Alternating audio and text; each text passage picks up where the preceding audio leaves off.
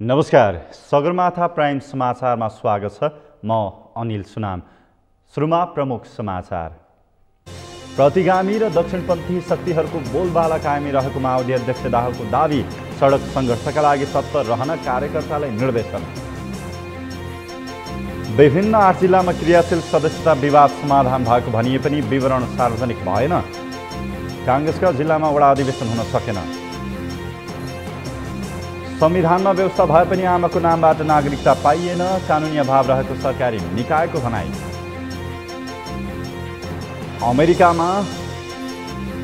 अमेरिकामा निकोलस र चीनमा चम्थु तुफानको चेतावनी। विभिन्न राज्यमा भारी वर्षा हुँदा जनजीवन प्रभावित। र 6औं NBA महिला तथा पुरुष क्लब भलिबल च्याम्पियनसिप असोज 10 देखि 16 गते हुने। पुरुषतर्फ 12 र महिलातर्फ 6 टिमको सहभागिता।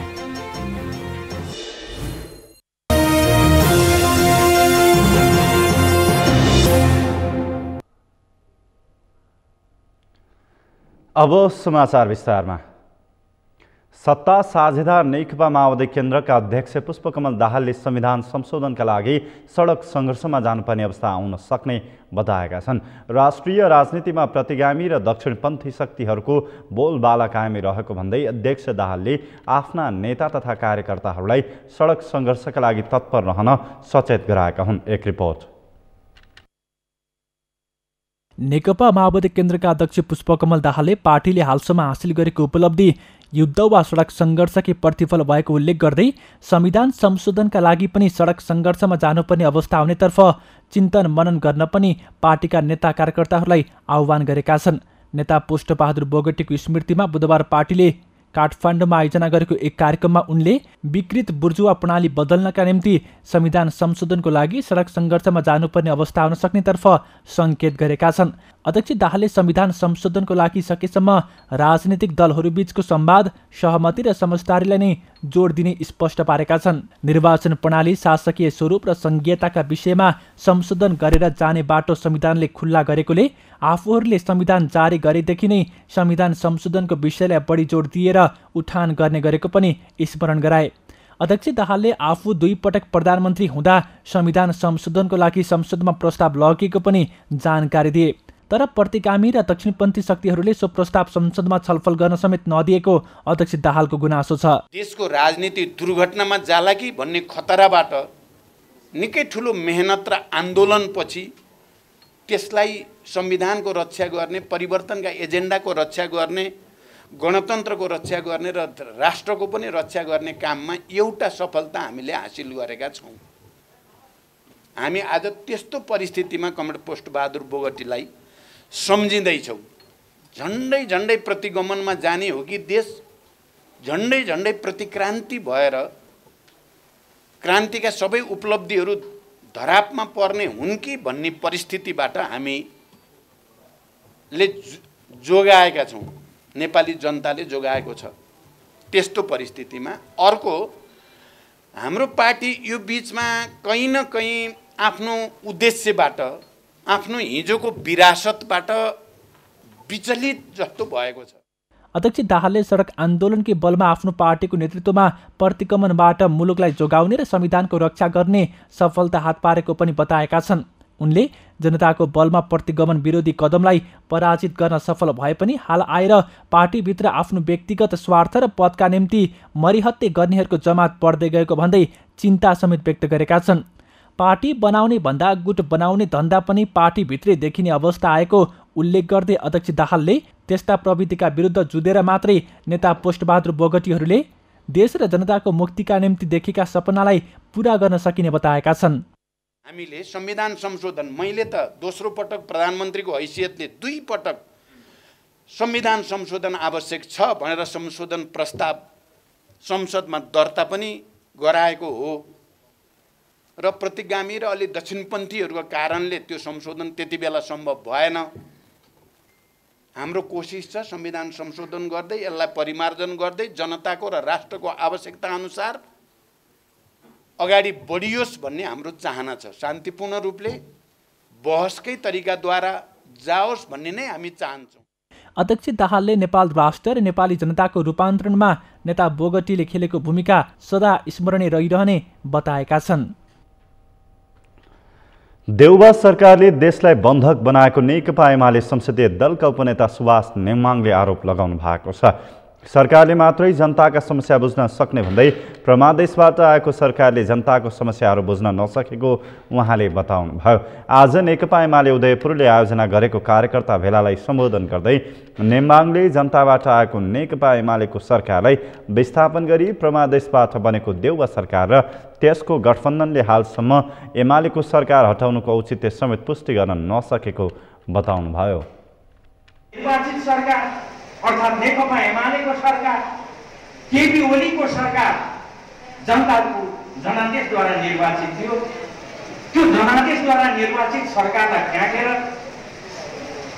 जनताले होइन, संसदले होइन, तर गजब विश्वकै इतिहासमा यस्तो कहीँ पनि भएको छैन।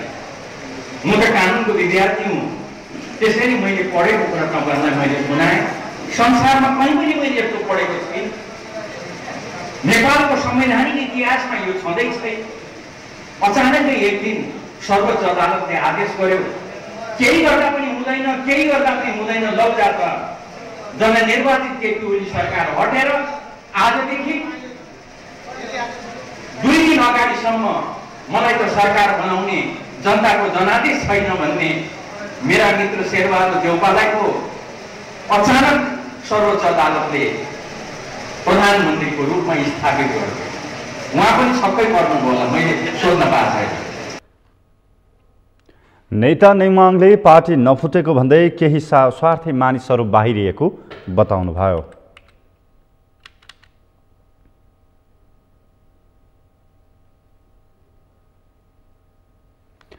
नेपाली कांग्रेसले थप 8 जिल्लाको क्रियाशील सदस्यता विवाद समाधान गरेको छ।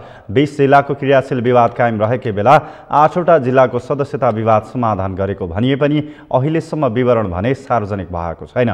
सदस्यता विवरण सार्वजनिक नहुँदा अन्य जिल्लाका वडा अधिवेशन समेत सुरु हुन सकेको छैन। अमृतराज काफ्लेको रिपोर्ट। भदौ 18 गते देशका सबै जिल्लामा वडा अधिवेशन गर्ने निर्णय गरेको कांग्रेसले अहिलेसम्म सबै जिल्लाको क्रियाशील सदस्यता विवाद समाधान गर्न भने सकेको छैन। कांग्रेस नेताहरूले विवाद रहेका 20वटा जिल्लामध्ये थप 8वटा जिल्लाको विवाद समाधान भएको दावी गरेका छन्। तर अहिलेसम्म विवाद समाधान भएका भनिएका जिल्लाको क्रियाशील सदस्यता भने कांग्रेसले सार्वजनिक गरेको छैन। कांग्रेस नेताहरूका अनुसार सिन्धुपाल्चोक, काभ्रे, प्रदेश नम्बर 2 को रौतहट लगायतका 8वटा जिल्लाको विवाद समाधान भइसकेको छ।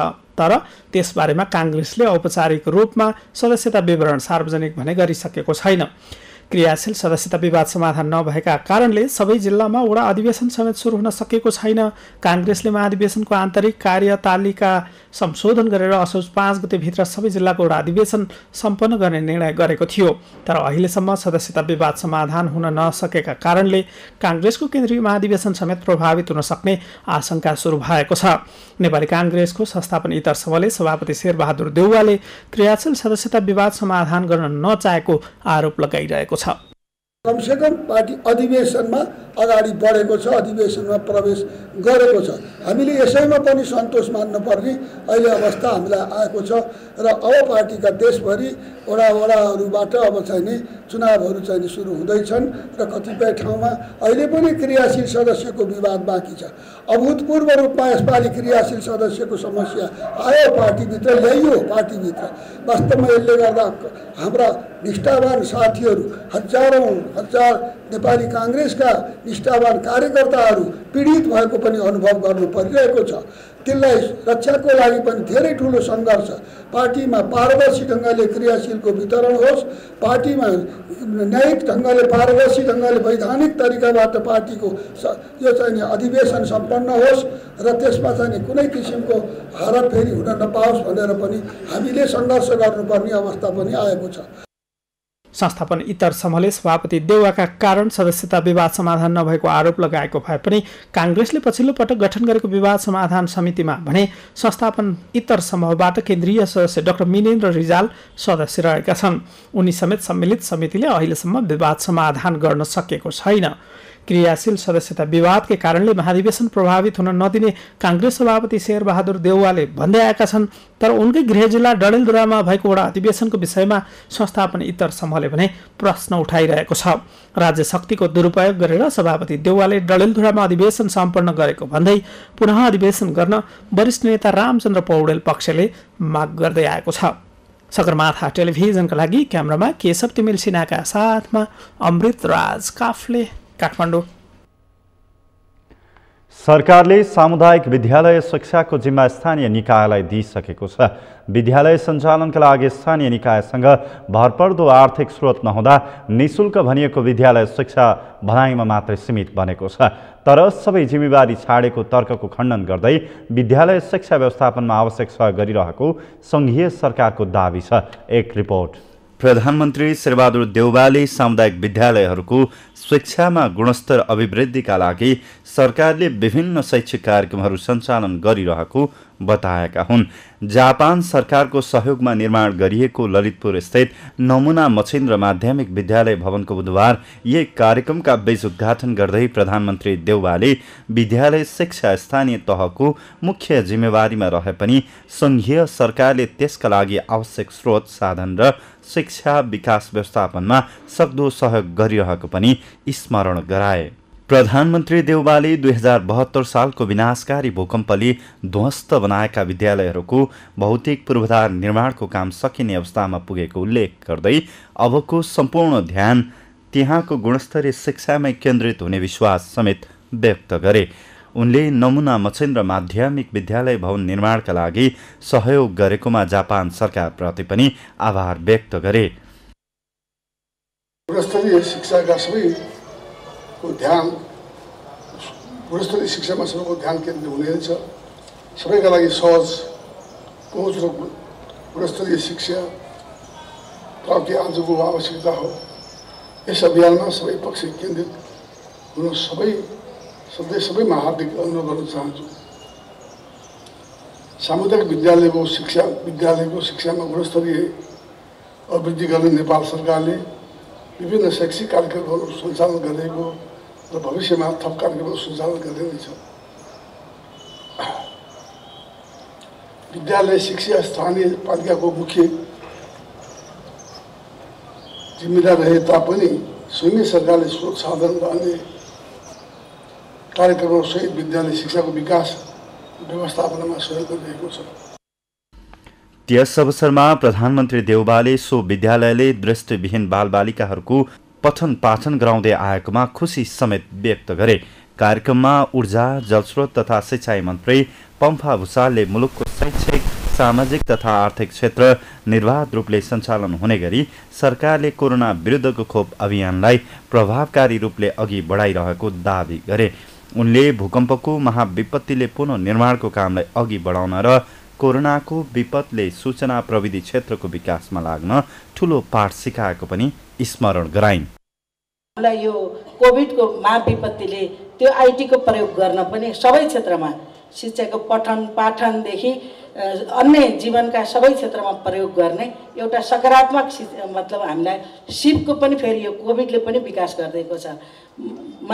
भूकम्पले हामीलाई पुनर्निर्माणद्वारा अगाडि बढ्ने र कोभिडको महाविपत्तिले फेरि हामीलाई 21औं शताब्दीको नयाँ विकास प्रविधिको प्रयोग गर्न सक्ने बनाइदिएको छ र यो शैक्षिक क्षेत्रले पनि पठन पाठनमा त्यो प्रविधिको जसरी प्रयोग गरेको छ र अब हामी खोपद्वारा नै यसलाई निरूपण गरेर जान सक्नेछौँ।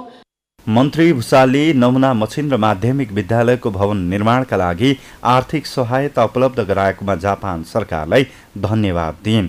जाइकाको आर्थिक सहयोगमा निर्माण गरिएको मुख्य शैक्षिक भवन 25 कोठाको रहेको छ भने 2वटा साना भवनमा दृष्टिविहीन बालबालिकाको पठन पाठन हुनेछ। बुधबार मध्यरातीदेखि सरकारले राज्य कोषबाट रकम खर्च गर्न नपाउने भएको छ। यस्तो हुनुमा दोषी सरकार नै भएको राष्ट्रिय योजना आयोगका पूर्व उपाध्यक्षको धारणा छ। योजना आयोगका पूर्व उपाध्यक्ष डाक्टर पुष्पराज कणेलले मुलुक बजेटविहीन हुनुमा देउवा सरकार जिम्मेवार रहेको बताएका छन्। उनले सरकारको न्यूनतम साझा कार्यक्रम र प्रतिस्थापन विधेयक गन्तव्यविहीन भएको टिप्पणी गरे। अमृत ढकालको रिपोर्ट। बुधबार मध्यरातदेखि सरकारले राज्य कोषबाट रकम खर्च गर्न नपाउने भएको छ। शुक्रबार प्रतिनिधि सभा बैठकमा ओली सरकारले ल्याइएको बजेटलाई प्रतिस्थापन गर्न ल्याइएको विनियोजन विधेयक प्रतिनिधि सभाबाट पारित नभएपछि सरकारले बुधबार राति 12 बजेपछि सरकारी ढुकुटीबाट खर्च गर्न नपाउने भएको हो। बुधबार राति 12 बजेबाट ओली सरकारले संसद विघटन गर्दै अध्यादेशबाट ल्याएको बजेटको 60 दिन पूरा हुनेछ। 60 दिनभित्र अध्यादेश पारित नभए बजेट स्वतः निष्क्रिय हुन्छ। ओली सरकारले अध्यादेश मार्फत ल्याएको बजेटको समय अवधि बुधबार राति 12 बजेबाट सकिने र वर्तमान सरकारले संसदमा पेश गरेको प्रतिस्थापन विधेयक पनि बुधबारसम्म पारित नभएपछि सरकारले राज्य कोषबाट रकम खर्च गर्न नपाउने भएको हो। विधेयक पास नहुने बेलासम्म सरकारी कोषबाट खर्च गर्न नपाइने व्यवस्था छ। यसलाई नै बजेट होलिडे भनिन्छ। सरकारी खर्च गर्न रोक लागे पनि राजस्व सङ्कलन गर्न भने कुनै बाधा नरहेको अर्थमन्त्री जनार्दन शर्माले बताएका छन्। यो विधेयक पारित गर्ने छलफलबाट सहमति हामी गरिराखेका छौँ। सहमति हुँदा त्यसलाई हामी सहमति अनुसार पारित गर्छौँ। नहुँदा नियमित प्रक्रिया पुर्याएर पारित गर्छौँ र पारित गर्ने केही समय ग्याप रह्यो भने पनि त्यसपछि खर्च गर्ने हुन्छ। केही समयमा खर्च गर्ने अवस्था नहुन पनि सक्छ, तर हाम्रो कोसिस वार्ता संवादतिर चलिरहेको छ। कर उठाउने विशेष व्यवस्था छ, त्यस अन्तर्गत कर उठिरहेको छ। खर्च गर्नलाई 5-7 दिन नगर्दा पनि अब रोक्नुपर्ने अवस्था आयो भने रोकिनु पनि सक्छ। विभिन्न राजनीतिक खिचातानैका कारणले मुलुकले बजेट शून्यताको स्थिति सामना गर्न नपरोस् भनेर संविधानमा नै जेठ 15 गते बजेट संशोधनमा पेश गर्नुपर्ने प्रावधान राखिएको स्मरण गर्दै राष्ट्रिय योजना आयोगका पूर्व उपाध्यक्ष डाक्टर पुष्पराज कण्डेलले मुलुक बजेट शून्यताको अवस्थामा पुग्नुको मुख्य कारक वर्तमान सरकार भएको बताए। प्रतिपक्षीय दलले रचनात्मक सहयोग गरिरहेको भन्दै मुलुक निर्णयकर्तामाथि प्रतिस्थापन विधेयक बारे प्रश्न उठेकोले मूल निर्णयकर्ताले नै समस्याको समाधान गर्नुपर्ने उनको भनाइ छ। अब हामी कहाँ चाहिँ जेठ 15 मा बजेट ल्याउने छ सिस्टम, यस्तै खालको परिस्थिति नपरोस् भनेर त्यति बेर ल्याएको। अब ल्यायो त्यति बेर चाहिँ अध्यादेशका रूपमा आयो। अब त्यहाँ चाहिँ अब त्यसले जब काम गर्न नपाउँदै अधिवेशन बन्द गरियो। हेर्नुहोस्, त्यो बजेट अधिवेशनै भनेर नाम, त्यो अधिवेशनको नामै बजेट अधिवेशन हुन्छ। अर्को पार्टी फोर्नला भनेर त्यसलाई आज बन्द गरेर भोलिपल्ट बिहान चाहिँ फेरि अध्यादेश ल्याएर फोरेर के गरेर अब त्यो यो अहिलेको स्थिति आएको छ। पूर्व उपाध्यक्ष कण्डेलले सरकारको न्यूनतम साझा कार्यक्रम र प्रतिस्थापन विधेयक गन्तव्यहीन भएको टिप्पणी गरे। उनले प्रतिस्थापन विधेयक कुन परिवेशमा आधारित भएर ल्याइएको भन्ने नै स्पष्ट नभएको तर्क गरे। जसरी हिजो उहाँहरूको न्यूनतम साझा कार्यक्रम ल्याउँदाखेरि त्यसको गन्तव्य प्रष्ट नभएको, खालि एउटा सम्झौताको हिसाबले अवसरको हिसाबले चाहिँ त्यो नीति ल्याउनु परेको स्थिति जस्तो देखिन्थ्यो। अहिले यो प्रतिस्थापन चाहिँ विधेयकलाई हेर्दाखेरि पनि मैले त्यस्तै देख्छु। यसको कुन बेसमा आधारित भएर यो गरेको भन्ने कुरो पनि छैन। उनले प्रतिपक्षको समस्या समाधान नगरी सरकारले आफ्नो इच्छा अनुसार काम गरिरहेको बताए। पक्षले रचनात्मक हिसाबले सहयोग गरि नै रहेको छ, गर्छ, किन गर्दैन? त्यो त गरिराखेकै स्थिति हो, अहिले पनि गर्छ। तर अब त्यो समस्या चाहिँ जब मूल निर्णयकर्तामाथि प्रश्न उठिसकेपछि उहाँले नै त्यसलाई समस्या समाधान गर्नु पर्यो नि त। कुरा गर्नु पर्यो, के हो चित्त नबुझिया विषय प्रतिपक्षीको त्यो कुरोमा चाहिँ सल्टाइदिनु पर्यो। त्यो सल्टाइदियो भने त केही समस्या छैन नि। सबै आफूले भने अनुसार चाहिँ होस्, अनि प्रतिपक्षले मैले जे भने त्यही कुरा मानिदियोस् भने त्यो त हुँदैन नि। लोकतन्त्रमा रेसिस्ट गर्ने अधिकार त चाहिँ साथीहरूले भन्नु जान्छ नि विद्रोह गर्ने अधिकार छ भनेर। अब विद्रोह गर्ने अधिकार त चाहिँ अरूलाई पनि त हुने भयो नि। सरकारमा हुनेलाई त विद्रोह गर्ने अधिकार नहोला, तर बाहिर बस्नेलाई त हुन्छ। सरकारले ल्याएको बजेट अध्यादेश प्रतिस्थापन विधेयक संघीय संसदबाट पारित नभएकाले मुलुक अहिले बजेट विहीनताको अवस्थामा पुगेको हो। मुलुक बजेट विहीन हुँदा अस्पताल, जेल लगायत सरकारी कार्यालयमा हुने दैनिक खर्च ठप्प हुनेछ। पूर्ववर्ती सरकारले संविधान अनुसार जेठ 15 गते नै बजेट अध्यादेश ल्याएको थियो। सगरमाथा टेलिभिजनको लागि अमृत ढकालको रिपोर्ट। राष्ट्रिय पुनर्निर्माण प्राधिकरणले भूकम्पपछिको पुनर्निर्माणका बाँकी काम सम्बन्धित सरकारी निकायलाई नै हस्तान्तरण गरेको छ। 2072 सालको विनाशकारी भूकम्पपछिको पुनर्निर्माणका काम अन्तिम चरणमा पुर्याएको प्राधिकरणले निर्देशक समितिको निर्णयअनुसार आज सिंहदरबारमा एक कार्यक्रमको आयोजना गरी पुनर्निर्माणका बाँकी काम सम्बन्धित सरकारी निकायलाई हस्तान्तरण गरेको हो। एक रिपोर्ट। राष्ट्रिय पुनर्निर्माण प्राधिकरणको गत भदौ 9 गते बसेको निर्देशक समितिको बैठकले भदौ मसान्तभित्र पुनर्निर्माणका बाँकी काम सम्बन्धित मन्त्रालय र मातहतका निकायलाई दिने निर्णय गरेको थियो। सोही निर्णयअनुसार निजी आवास, एकीकृत बस्ती विकास, शहरी भवन पुनर्निर्माणको बाँकी काम शहरी विकास मन्त्रालय, पुरातत्वसँग सम्बन्धित बाँकी काम पुरातत्व विभाग, शैक्षिक क्षेत्रसँग सम्बन्धित काम शिक्षा, विज्ञान तथा प्रविधि मन्त्रालय, सङ्घ अन्तर्गतको पुल, सडक पुनर्निर्माणको बाँकी काम स्थानीय पूर्वाधार विकास विभाग लगायतका सरकारी निकायलाई हस्तान्तरण गरिएको प्राधिकरणकी सहसचिव यमुना प्रधानले जानकारी दिइन्। यो भदौ मसान्तभित्रमा चाहिँ हस्तान्तरणका कार्यक्रमहरू अब सिएलपिआइयु, डिएलपिआइयुका कार्यहरू पुरा गर्न गइरहेका छौँ। त्यसै गरेर त्यस निर्देशक समितिले हामीलाई चाहिँ कुन कुन संस्थाहरू चाहिँ कहाँ कहाँ जाने भनेर हामीलाई जिम्मेवारी पहिल्यै किटान गरिसकेको छ, जस अन्तर्गत चाहिँ निजी आवाससँग सम्बन्धित कामहरू, त्यसै गरी बस्ती विकासका कामहरू, अनि शहरी सरकारी भवन, त्यस्तै गरेर स्वास्थ्य भवन अनि एकीकृत बस्ती लगायतका कामहरूको हस्तान्तरण चाहिँ शहरी विकास मन्त्रालय वा अन्तर्गत गर्ने भनेर निर्णय भएको छ। प्राधिकरणले पुनर्निर्माणका बाँकी कामलाई सम्पन्न गर्न आवश्यक बजेट र जनशक्तिको पनि व्यवस्था गरिएको स्पष्ट पारेको छ। प्राधिकरणका प्रमुख कार्यकारी अधिकृत सुशील गेवालीले पुनर्निर्माणका बाँकी काम गर्न कुनै समस्या हुन नदिन प्राधिकरणको म्याद भने आगामी पौष 9 गतेसम्मका लागि थप गरिएको जानकारी पनि दिए। उनले त्यति बेलासम्म हस्तान्तरण गरिएका कामहरू सम्पन्न गर्न सम्बन्धित निकायलाई आवश्यक सहयोग गर्ने आफूहरूको जिम्मेवारी रहेको पनि पटक पटक दोहोऱ्याए। हाम्रा केही कामहरू चाहिँ अलिकति बाँकी भएका हुन्, केही गुम्बा, केही पुरातात्विक सम्पदाहरू हात हाल्न बाँकी भएको, अन्यथा अरू कामले एउटा गति लिएको अवस्था छ।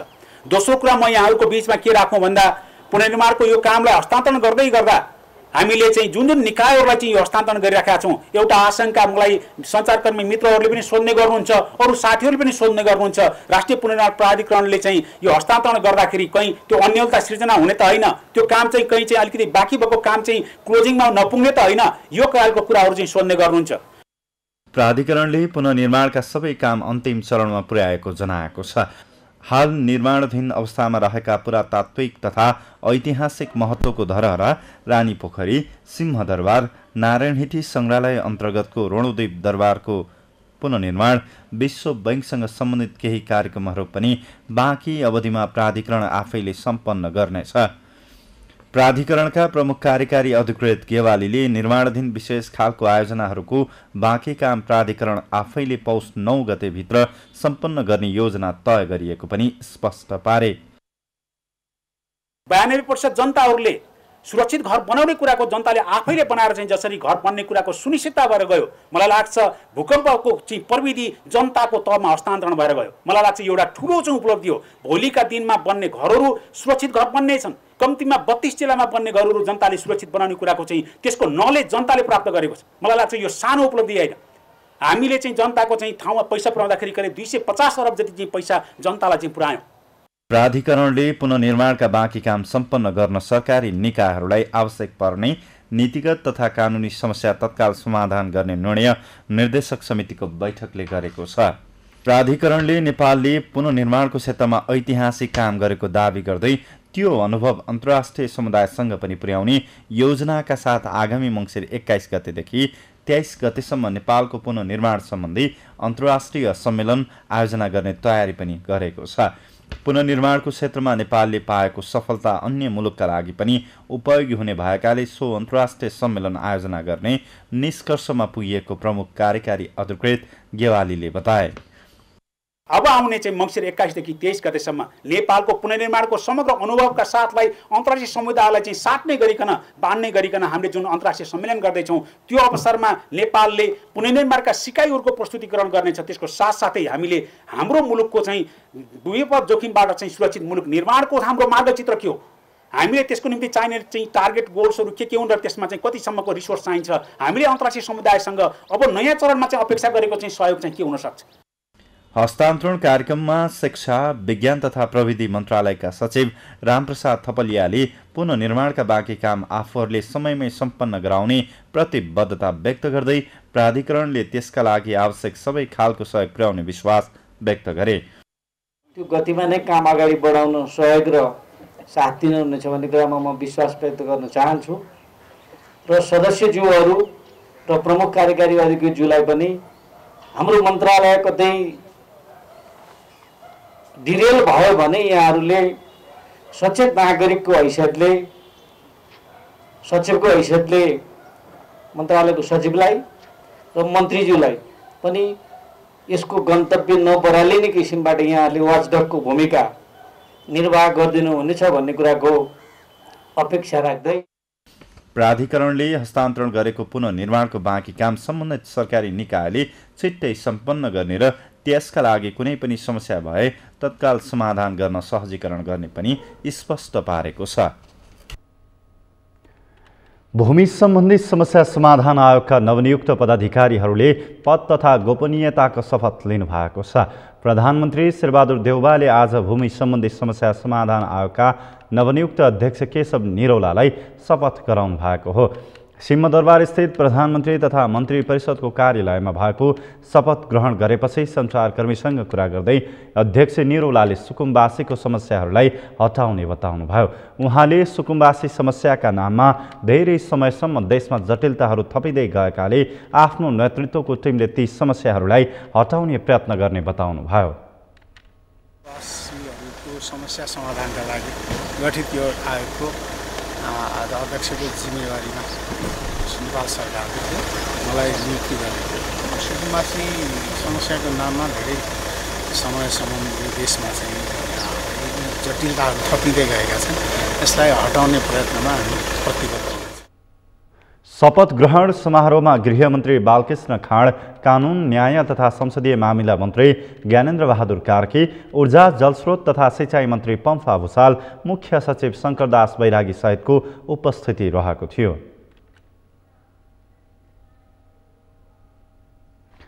सगरमाथा प्राइम समाचारमा पालो भएको छ विश्रामको विश्रामपछि। संविधानमा व्यवस्था भए पनि आमाको नामबाट नागरिकता पाइएन, कानुनी अभाव रहेको सरकारी निकायको भनाई। नेपालको कार्गो ढुवानीमा भारतीय निजी रेल कम्पनीको हिन्द टर्मिनल्स प्रणालीबाट सेवा सुरु, भारतीय सरकारी कम्पनीको एकाधिकार तोडियो। र अमेरिकामा निकोलस र चीनमा चम्थो तुफानको चेतावनी, विभिन्न राज्यमा भारी वर्षा हुँदा जनजीवन प्रभावित।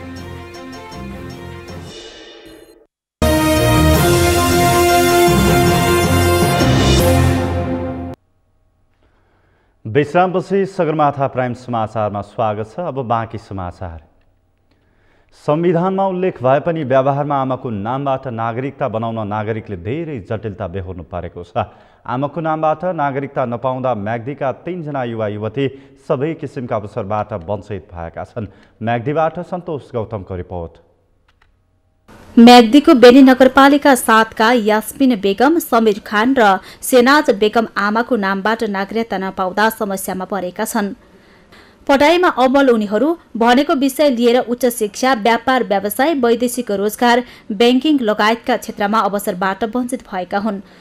कानूनले मागे जति सबै कागजात, प्रमाण र प्रक्रिया पूरा गरेर 10 वर्षदेखि तत्कालीन गाविस, हालको वडा, नगरपालिका, जिल्ला प्रशासन, नेता, गृह मन्त्रालय र मन्त्री कहाँ धाउँदा पनि आमाको नामबाट नागरिकता नपाएको उनीहरूले गुनासो गरेका छन्। चिनेकोहरू हुनुहुन्छ, तपाईँको यतिको क्षमता छ, तपाईँले यो गर्न सक्नुहुन्छ भन्नुहुन्छ। अब के गर्ने, नागरिकता चाहिन्छ नि त हरेक फिल्डमा। अब नागरिकता नै छैन अनि चुप लागेर बस्नुपर्छ। नागरिकता नपाउँदाखेरि अब कुनै जबहरू पाइएन, अनि कुनै ब्याङ्कहरूमा नि अब केही अब खाता खोल्न नि पाइएन। ब्याङ्कमा गएर पैसा डिपोजिट गर्छु भन्दा नि अब के अरे 50-60 हजार डिपोजिट गर्छु भन्दा नागरिकता खोज्दाखेरि अब के अरे नागरिकता छैन भन्दा अरूको नामबाट डिपोजिट गर्नु पर्यो। आफ्नो कारोबार केही पनि भएन। जस्तै संविधानमा पनि आमाको नामबाट नागरिकता निकाल्ने होइन पाउने भन्ने जुन छ नि, त्यसमा त जन्मदर्ता आधारहरू खोज्छ नि त। त्यो आधारहरूमा हाम्रो अब स्कुल लेभलदेखि पढेको सर्टिफिकेट, जन्मदर्ता होइन, अनि हरेक कुरा जुन डकुमेन्टहरू फिलअप गर्न भने नि त्यो सबै डकुमेन्ट हामीसँग छ, तर पनि हामी नागरिकता पाइरहेको छैन। उनीहरूको आमा बेनीकी मनिरजा बेगम र बुबा भारतको कलकत्ताका सलिम खान बीच 30 वर्ष अघि विवाह भएको थियो। मनिरजासँग विवाह गरेपछि बेनीमै बसेर श्रृंगार व्यवसाय गर्दै आएका सलिमले भारतको नागरिकता त्यागेर विक्रमसम्म 2052 र 2064 मा नेपालमा भएको निर्वाचनमा मतदान पनि गरेका थिए। मनिरजा र सलिमको सबै सन्तानको तत्कालीन अर्थुङ्गे गाविसमा जन्म दर्ता भएको छ। मनिरजाले बुबा अनरुल्ला खानको नामबाट जिल्ला प्रशासन कार्यालय म्याग्दीबाट वंशजको नागरिकता लिएका थिए। मेरो नागरिकता मेरो बच्चा बच्चीको नागरिकता पाउनको लागि मेरो नागरिकता यहीँको हो। मेरो बाबा स्थायी बसोबास गर्दै आएको बेनी बजार नगरपालिका 2 को र मेरो नागरिकता यही वंशजको आधारबाट भएको र मेरो बच्चा बच्ची पनि यहीँबाट जन्म भए यहीँ बसोबास गरेर यही स्नातक तहसम्म पढ्दै आएको मेरो बच्चाहरूले आजसम्म नागरिकता नपाई नागरिकता विहीन भएर बस्नु परेको छ। विदेशी नागरिकसँग विवाह गरेकी नेपाली महिलाबाट जन्मेका सन्तानको हकमा आमाको नागरिकता नेपालमा जन्म भई स्थायी बसोबास गरेको बेहोरा खुल्ने सम्बन्धित स्थानीय निकायको सिफारिस बाबुको नागरिकताको आधारमा निजले विदेशी मुलुकको नागरिकता नलिएको निस्साब पेश गरेमा प्रशासनबाट अंगीकृत नागरिकता पाउने उल्लेख छ। कानूनमा भएको व्यवस्था अनुसार आवश्यक सबै कागजात र प्रमाण जुटाएकाले ओडाले नागरिकताको सिफारिस गरेको थियो। लागि उहाँको जन्म दर्ता हामीसँग ल्याउनु भएको ओरिजिनल जन्म दर्ता त्यो सँगै उहाँ यहाँ जन्मेको हो भन्ने कुरा अब नजिकै छ त्यो पनि जानकारी भएको र प्रुफ चाहिँ उहाँको जन्म दर्ता चाहिँ गइछ। जन्म दर्ता पहिला गाविस हुँदाखेरि अर्थीय गाविस हुँदाखेरि गाविसको सचेतले दिएको जन्म दर्ता थियो। त्यसको आधारमा हामीले उहाँको नागरिकताको लागि वडाले एउटा मुचुल्का उठाइसकेपछि हामीले वडाले दिनपर्ने कागजपत्र सबै दिएर पठाइसकेका छौँ। अब त्योभन्दा पछाडि नागरिकता बन्न सक्छ त्यसमा थोरै अलिकति बेचुमा पऱ्यो। जिल्ला प्रशासन कार्यालयले विदेशी बुबा भएका नेपाली आमामा सन्तानको हकमा संविधानमा भएको व्यवस्था अनुसारको कानून नबन्दा उनीहरूलाई नागरिकता नदिएको जनाइएको छ। उनीहरूको बुवाको अंगीकृत नागरिकताका लागि गृह मन्त्रालयमा रहेको प्रक्रिया पूरा भएपछि सजिलो हुने प्रशासनको भनाइ छ। कति नेपाली नागरिक महिलाबाट जन्मेको सन्तानको नागरिकताको समस्या हो निर्णय नहुँदासम्म उहाँ नेपाली नागरिक भन्न सक्ने स्थिति रहेन र नेपाली नागरिकको सन्तानले मात्रै नेपालको नागरिकता पाउन सक्ने अवस्था रहेको हुनाले अहिले चाहिँ उहाँको बारेमा हामीले कुनै निर्णय गर्न सक्ने स्थिति रहेन। नागरिकताकै कारण समस्या बेहोर्नु परेको भन्दै उनीहरूले समस्याको समाधानका लागि पहल गरिदिन अनुरोध गरेका छन्। सगरमाथा टेलिभिजनका लागि म्याग्दीबाट सन्तोष गौतमको रिपोर्ट। तेस्रो मुलुकबाट नेपालका लागि आयात गरिएको कार्गो ढुवानीमा भारतको सरकारी रेल कम्पनीको एकाधिकार तोडिएको छ। नेपालका लागि रेल मार्फत हुने ढुवानीमा बुधबारदेखि भारतीय निजी कम्पनी हिन्द टर्मिनल्स प्रालीले सेवा सुरु गरेको छ। पर्साबाट नरेश राफको रिपोर्ट। भारतबाट नेपालमा रेलवे मार्फत हुँदै आएको मालसामानको ढुवानीमा भारतीय निजी कम्पनीको प्रवेशले भारत सरकारको स्वामित्वमा रहेको भारतीय कन्टेनर निगमको एकाधिकार तोडिएको छ। मंगलबारदेखि निजी कम्पनी हिन्द टर्मिनल्स प्रालीले भारतको बन्दरगाहबाट नेपालको मालसामान रेल मार्फत ढुवानी सुरु गरेको छ। भारतको हल्दिया बन्दरगाहबाट नेपालका लागि 90 वटा कार्गो सहितको कन्टेनर बोकेर हिँडेको हिन्द टर्मिनलको रेल पहिलो पटक मंगलबार सिरसिया बन्दरगाहमा आइपुगेको हो। नेपाल इन्टरमोडल यातायात विकास समितिका कार्यकारी निर्देशक आशिष गजुरेलले कार्गोको ढुवानीमा निजी रेल सेवाको प्रवेशले नेपाली आयातकर्तालाई सहज हुने बताएका छन्। हाम्रो यो ड्राइपोर्टमा त पहिलेदेखि चाहिँ कार्गो ट्रेन त चलिरहेको हो। पहिला चाहिँ अब भारत सरकारको रेलले चाहिँ यहाँ कार्गो सर्भिस दिइरहेको हो हैन र यसलाई चाहिँ हामीले रेल सेवा सम्झौता 2004 मा नेपाल सरकार र भारत सरकार बीच हस्ताक्षर भएको त्यसैले गभर्न गरेर कार्गो रेल चलिरहेको थियो। अब अहिले 17 वर्षपछि चाहिँ त्यो चाहिँ रेल सेवा सम्झौतालाई चाहिँ संशोधन गरेको छ, अपडेट गरेको छ र 2021 को जुलाईमा चाहिँ हस्ताक्षर भएको छ। वीरगञ्ज उद्योग वाणिज्य संघका अध्यक्ष सुबोध गुप्ताले रेल मार्फत हुने ढुवानी सेवामा एउटा मात्रै सेवा प्रदायकको एकाधिकार तोडिएर निजी क्षेत्रको प्रवेशले ढुवानी सेवा सहज हुने, ढुवानी लागत पनि कम पर्ने बताएका छन्। यहाँ यार्ड हुनुपर्छ। कलकत्ताको पोर्टको टिम सबै साथीहरू आएर हामीसँग छलफल गरिराख्नु भएको छ। हामीमा कमी कमजोरी के छ त्यो कब सुरु भयो जब हामीले विशाखापट्टनम पोर्टलाई युज गर्न थाल्यौँ र त्यो 1400 किलोमिटर टाढा भए तापनि अहिले पनि एक्सपेन्सको मामलामा कलकत्ताभन्दा सस्तो छ। यानि कि हाम्रो म्याक्सिमम बिजनेस विशाखापट्टनम पोर्ट चाहिँ कन्भर्ट भइराखेको छ। त्यसले गर्दाखेरि यसलाई त्यसरी नै बुझ्नुपर्छ। हामीसँग एउटा पोर्ट हुँदाखेरि हाम्रो महँगो थियो, धेरै पैसाहरू अर्बौं रुपियाँ ड्यामेज रिटेन्सनको रूपमा प्राइभेट कम्पनीहरूलाई हामीले तिरिराखेका थियौँ भने त्यो स्वतः तल जान्छ र आउने दिनमा नम्बर अफ पोर्ट्स जसरी बढेको छ, नम्बर अफ प्राइभेट कम्पनी यहाँ बढ्नु भनेको स्वागत योग्य हो। नेपाल सरकार र निजी क्षेत्रले यसलाई एकदमै स्वागत गर्दछ। भनेपछि रेल नपाइने भन्ने त पनि समाधान हुन्छ र घरबाट हाम्रो नेपाली पैसा जुन विदेशतिर गइराखेको त्यो खर्चको रूपमा त्यो पनि घट्छ। नेपाली आयातकर्ताले तेस्रो मुलुकबाट आयात गरेको माल सामान सामुद्रिक मार्ग हुँदै भारतको कलकत्ता, हल्दिया र विशाखापट्टनम बन्दरगाहमा आइपुगेर त्यहाँबाट रेल मार्फत वीरगञ्ज स्थित सुक्खा बन्दरगाहमा ढुवानी गर्ने गरिएको छ। विश्व बैंकको ऋण सहयोगमा 82 करोड रुपियाँको लागतमा सन् 2000 मा वीरगञ्जमा सिर्सिया सुक्खा बन्दरगाह बनेको थियो। सगरमाथा टेलिभिजनका लागि पर्साबाट नरेश सराफको रिपोर्ट। प्रहरीले त्रिभुवन अन्तर्राष्ट्रिय विमानस्थलबाट सुनको गहनासहित 2 जनालाई पक्राउ गरेको छ। विमानस्थलको आन्तरिक उडानतर्फको ब्यागेज एरियाबाट करिब 2 करोड 24,92,397 रुपियाँ मूल्य बराबरको 3 किलो 360 ग्राम सुनका विभिन्न गहनासहित 2 जनालाई प्रहरीले पक्राउ गरेको हो। पक्राउ पर्नेहरूमा कैलाली बर्दगोरिया गाउँपालिकाका एक घर भएका 30 वर्षीय बोधराज भण्डारी र धनुषा जनकपुर उपमहानगरपालिका 2 घर भएका 47 वर्षीय मुरारी राज अधिकारी रहेका छन्। श्री एयरलाइन्सको उडानद्वारा विराटनगर जान लागेका उनीहरूलाई चेक जाँचका क्रममा पक्राउ गरिएको प्रहरीले जनाएको छ। उनीहरूलाई बरामद सुनसहित आवश्यक कारबाहीका लागि राजस्व अनुसन्धान विभाग ललितपुर पठाइएको अन्तर्राष्ट्रिय विमानस्थल सुरक्षा कार्यालय गौचरले जनाएको छ। कक्षा 12 को परीक्षा भौतिक उपस्थितिमै आजबाट सुरु भएको छ। कोरोना संक्रमण जोखिमका कारण यसअघि 2 पटकसम्म स्थगित भएको परीक्षा आजबाट सुरु भएको हो।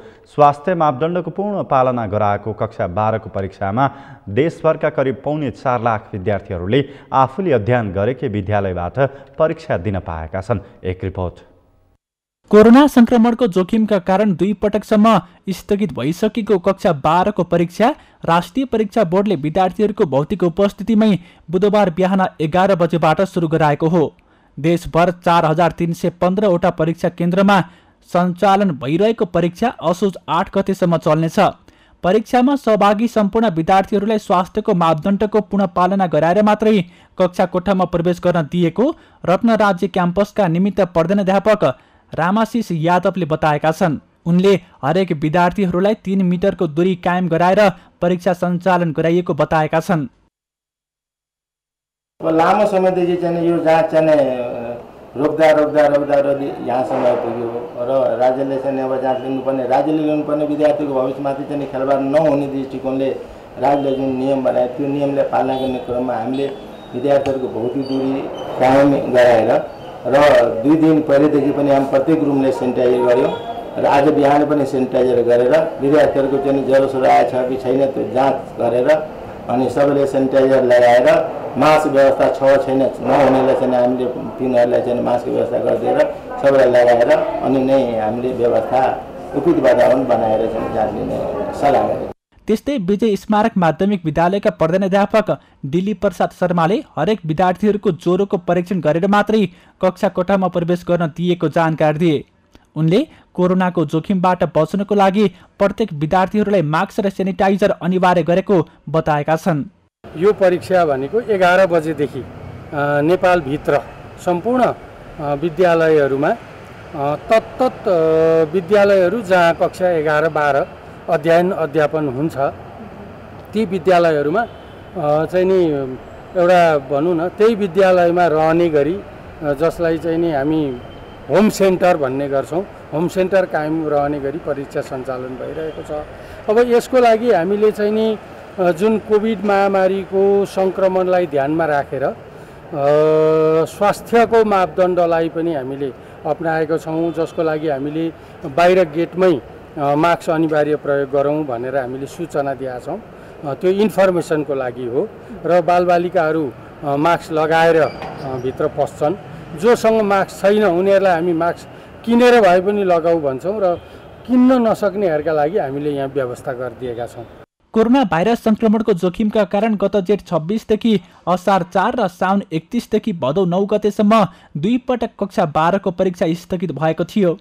बुधबारबाट सुरु भएको परीक्षामा देशभरका करिब 4.25 लाख विद्यार्थीहरूले परीक्षा दिन लागेको राष्ट्रिय परीक्षा बोर्डले जनाएको छ।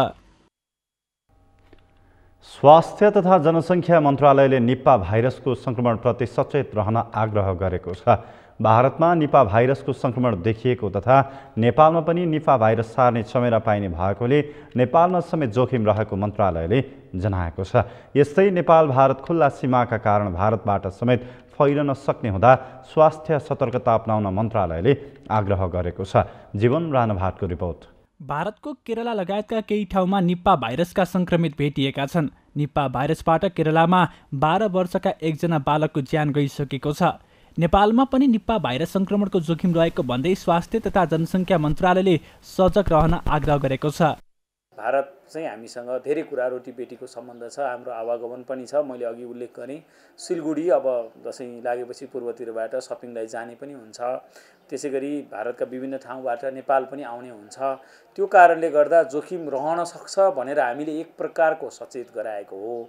हालसम्म हाम्रोमा पुष्टि भइसकेको छैन। यसलाई फेरि स्पष्ट गर्न चाहन्छु, कहीँ पनि त्यो कुनै बिमारका लक्षणले अथवा चाहिँ परीक्षण ल्याब परीक्षणबाट पुष्टि चाहिँ भएको छैन देखिएको भनेर हामीले मापदण्ड नभुलाउँ। किनभने यो जनस्वास्थ्यका मापदण्ड जुन हामी मास्क, दूरी र हातको सरसफाइ भनेका छौँ र हाम्रो वातावरणीय सरसफाइ, हाम्रो काममा व्यावसायिक कामहरू गर्ने ठाउँका सरसफाइहरू, त्यो पशुसंज्ञ व्यवसायमा लागेका व्यक्ति हुन्, अन्य व्यक्ति हुन्, उहाँहरू सबै सचेत बनाऊ, त्यसरी बच्न सकिन्छ। निपा भाइरस एक प्रकारको पशुबाट मानिसमा सर्ने गम्भीर प्रकृतिको भाइरस भएको मन्त्रालयले जनाएको छ। यो भाइरस प्राकृतिक रूपमा फुटप्याड भन्ने प्रजातिको चमेरामा पाइन्छ। निपा भाइरस जनावरबाट जनावर, जनावरबाट मानिस र मानिसबाट मानिसमा सर्ने भएकोले यसको जोखिम बढिरहेको मन्त्रालयले जनाएको छ। यो भाइरस संक्रमित पशुको संपर्कमा आएको फलफुल प्रयोग गरेमा, संक्रमित व्यक्तिको रगत, दिशा र पिसाबसँग प्रत्यक्ष सम्पर्कमा आएमा पनि निपा भाइरस सर्ने विज्ञहरूले बताएका छन्। निपा भाइरसका लक्षण ज्वरो आउने, दिगटा लाग्ने, टाउको दुख्ने, मांसपेशी दुख्ने, वाकवाकी लाग्ने, श्वास प्रश्वासमा कठिनाइ हुने र टन्सिलाइटिस देखिने गर्दछ। यो रोग बढी संक्रामक हुने भएकोले सरकारले यसलाई नियन्त्रण गर्न के गर्नु पर्दछ त? हेर्नुहोस्, अहिले हामी कोरोनामा छौँ। हामीले अहिले गरेको मापदण्ड अहिलेको लागि पर्याप्त छ। जुन हाम्रो मापदण्ड अप्नाइरहेको छौँ, हामीले मास्क लगाइरहेको छौँ, दूरी घटाइरहेको छौँ, होइन, यी सबै कुरा नै हुन् अहिले यसको लागि। अब नराम्रो कुरा के छ भन्दाखेरि यो निपा भाइरसको विरुद्ध खोप छैन। यसले रोग लगाएपछि यसलाई चाहिने खास निपा जोडिएको औषधि पनि छैन। त्यसले गर्दा चाहिँ यो भनेको रोकथाम नै यसको बढी यसमा ध्यान दिनुपर्छ। रोकथाम भनेकै मास्क र दूरी नै हो यदि देखिन थाल्यो भने। तर स्मरण रहोस्, यो बङ्गलादेशमा यो पटक देखिन्छ, भारतको केरला राज्यमा पटक देखिन्छ, मलेसियाका विभिन्न ठाउँहरूमा प्रान्तहरूमा पटक देखिन्छ। यो नयाँ नौलो होइन, देखिरहेको भाइरस नै हो। यो निपा भाइरसको मृत्युदर 45 देखि 75% रहेकोले पनि यो बढी जोखिमपूर्ण रहेको छ। विश्व स्वास्थ्य सङ्गठन WHO ले निपा भाइरसबाट सर्ने रोगलाई विश्वको 10 प्राणघातक रोगमध्ये एक मानेको छ। यो रोग लागेपछि उपचारको विधि कस्तो छ त? यसको उपचार त सामान्यतया लक्षणमा आधारित उपचार नै हुन्छ र लक्षणहरूमा चाहिँ ज्वरो आउने, खोकी लाग्ने, घाँटी दुख्ने, बान्ता हुने, श्वास प्रश्वासमा समस्या हुने, यो प्रारम्भिक लक्षणहरू भयो भने त्यसपछि चाहिँ यो मस्तिष्कमा यसले असर पारेपछि मस्तिष्क चाहिँ सुन्निन सक्छ अथवा एन्सेफलाइटिस हुन्छ हामीले भन्दाखेरि, र तत्पश्चात चाहिँ मानिस तुरुन्तै लगभग अचेत अवस्था जसलाई हामी कोमा भन्छौँ 48 घण्टाभित्र कोमामा जान्छ। सायद यसै कारणले हुनसक्छ यसको मृत्युदर पनि एकदमै उच्च छ। त्यो भनेको लगभग 10 जनामा 7 जनासम्मको मृत्यु निपा भाइरस लागेका मध्येमा चाहिँ हुने गर्दछ। यो भनेको चाहिँ अत्यन्त घातक भनेर भन्दा केही फरक नपर्ला। निपा भाइरस सबैभन्दा पहिले सन् 1990 मा मलेसियामा देखिएको थियो। यसको अहिलेसम्म खोप बनेको छैन। यसको उपचार पनि बिरामीलाई सहज पार्न सहयोग गर्ने मात्रै हुन्छ। त्यसैले बेलैमा यसबाट सजग हुनु नै यस रोगबाट बच्ने राम्रो उपाय हो। सगरमाथा टेलिभिजनका लागि क्यामेरामा प्रताप लामा र केशव तिमिलिचनाको साथमा जीवन राणाबाट काठमाडौँ। नेपालमा पछिल्लो 24 घण्टामा थप 1332 जनामा कोरोना भाइरस संक्रमण पुष्टि भएको छ। यो अवधिमा 1220 जना संक्रमित निको भएका छन् भने 7 जना संक्रमितको मृत्यु भएको छ। एक रिपोर्ट। पछिल्लो 24 घण्टामा 1332 जनामा कोरोना भाइरसको संक्रमण पुष्टि भएको छ। स्वास्थ्य तथा जनसङ्ख्या मन्त्रालयका अनुसार देशभरका विभिन्न प्रयोगशालामा गरिएको 12,524 जनाको PCR परीक्षणमा 1,332 जनामा कोरोना भाइरस संक्रमण पुष्टि भएको हो। त्यसैगरी 4,320 जनाको एन्टिजेन विधिबाट गरिएको परीक्षणमा 428 जनामा कोरोना पुष्टि भएको छ, जसमध्ये काठमाडौँ उपत्यकामा मात्र 995 जनामा कोरोना संक्रमण पुष्टि भएको छ। स्वास्थ्य मन्त्रालयका अनुसार काठमाडौँमा 360, ललितपुरमा 72 र भक्तपुरमा 63 जना गरी 495 जनामा संक्रमण पुष्टि भएको हो। पछिल्लो 24 घण्टामा थप 7 जना कोरोना संक्रमितको मृत्यु भएको छ। सोही अवधिमा मुलुकका विभिन्न अस्पतालबाट 1220 जना कोरोना संक्रमण मुक्त भएको मन्त्रालयले जानकारी दिएको छ। हाल नेपालका 11 जिल्लामा मात्रै 500 भन्दा बढी सक्रिय कोरोना संक्रमित रहेका छन्। पूर्व पश्चिम राजमार्ग अन्तर्गत सुनवलको तुरिया खोलाको भासिएको पुल सञ्चालनमा आएको छ। गत भदौ 11 गते नवलपरासी पश्चिममा आएको बाढीका कारण पुल भासिँदा करिब 5 किलोमिटर लामो भित्री डाइभर्सन मार्फत सवारी साधन सञ्चालन हुँदै आएको थियो। तत्कालका लागि भासिएको पुलमाथि नै फलामे बेली ब्रिज जडान गरी एकतर्फी रूपमा यातायात सञ्चालन गरिएको इलाका प्रहरी कार्यालय सुनवलले जनाएको छ। सगरमाथा प्राइम समाचारमा पालो भएको छ विश्रामको विश्रामपछि। अमेरिकामा निकोलस र चीनमा चम्थो तुफानको चेतावनी, विभिन्न राज्यमा भारी वर्षा हुँदा जनजीवन प्रभावित। र 6औं NBA महिला तथा पुरुष क्लब भलिबल च्याम्पियनसिप असोज 10 देखि 16 गते हुने पुरुषतर्फ 12 र महिलातर्फ 6 टिमको सहभागिता।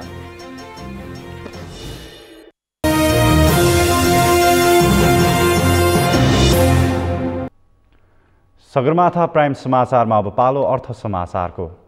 अर्थ समाचारका प्रायोजक हो आफ्नो विश्वास हो त्रिशक्ति सिमेन्ट।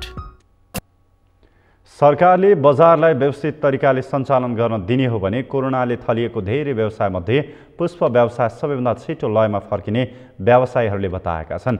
आज ललितपुरमा आयोजित फ्लोरिकल्चर एसोसिएसन नेपाल FAAN को 29औं वार्षिक साधारण सभामा पुष्प व्यवसायीहरूले यस्तो बताएका हुन्।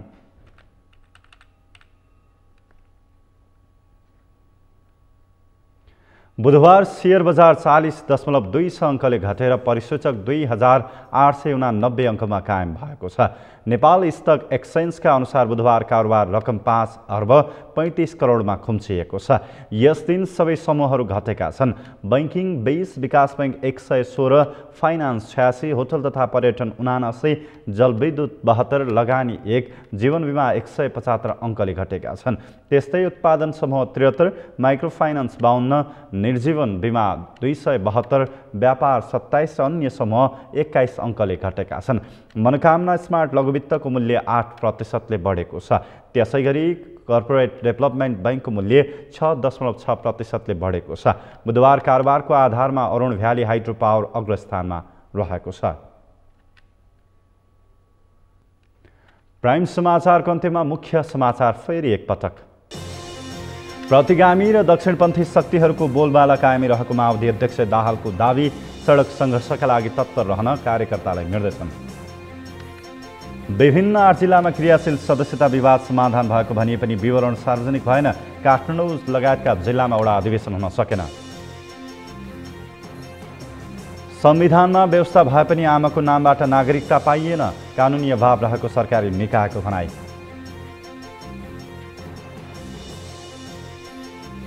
अमेरिकामा निकोलस र चीनमा चम्थो तुफानको चेतावनी, विभिन्न राज्यमा भारी वर्षा हुँदा जनजीवन प्रभावित।